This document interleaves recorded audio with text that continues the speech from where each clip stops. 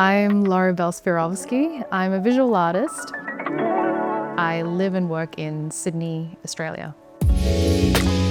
My work explores a lot of themes to do with identity and psychology because of my own struggles with mental health. And that was something that pretty much happened all throughout my childhood.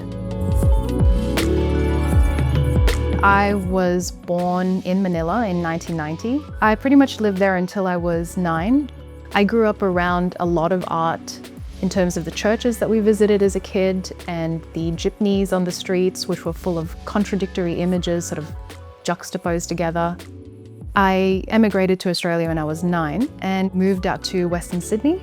And it was a really interesting transition to go from one extreme sort of type of culture to Australia, which is very multicultural. And it was full of lots of different struggles and lessons learned, but all of it really informs the layered way in which I work.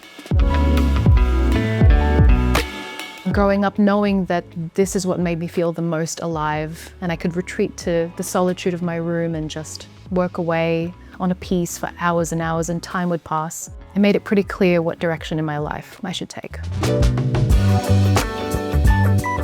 Conceptualizing an artwork is a really interesting process because it often begins in the most unexpected places. And you'll have the spark of an idea 3 years before you start a painting. So it's more about just being open, making lots of notes, and taking lots of pictures and drawing sketches.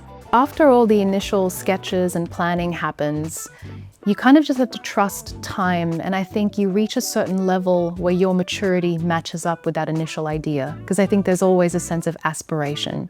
You're almost projecting the artist you want to be in the future with that spark of an idea.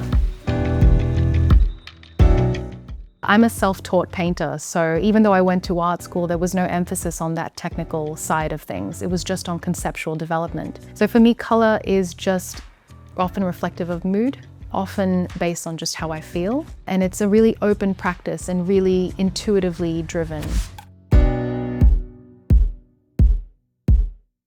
My paintings, people have told me, have quite a dreamlike quality about them. And I like to balance abstract and realist elements. I think because it just reflects my personality. I'm quite a dreamy person, I've always been, so I think I'm trying to capture the tension between abstraction and realism all the time through layering, constant layering. When people experience my art, what I hope they'll feel is the need to stop and just look a little bit longer.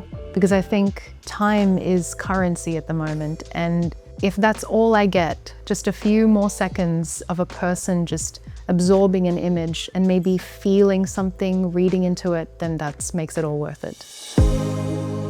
And I think for me at this stage in my life, I define it as longevity. I think the consistency and the ability to grow and to change. In the beginning, it was just accruing skills and being the best painter that I could be and proving to myself that I could paint, proving to the world that I could paint.